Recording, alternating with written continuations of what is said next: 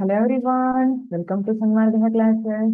Let us see question number 8 of chapter Atoms and Molecules. Which of the following is not a diatomic element? ಇದರಲ್ಲಿ ಯಾವುದು diatomic element ಅಲ್ಲ ಅಂತ ಕೇಳ್ತಿದ್ದಾರೆ. Di refers to two.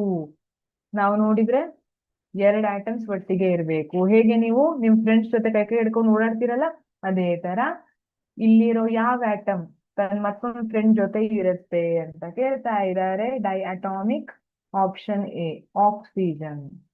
Oxygen ಯಾವಾಗ್ಲೂ ಯಾವ form ಅಲ್ಲಿ ಇರುತ್ತೆ ಅಂತ ಹೇಳಿದೀನಿ, O2 ಡೈಅಟಾಮಿಕ್. Already answer ಸಿಕ್ಕೋಯ್ತು.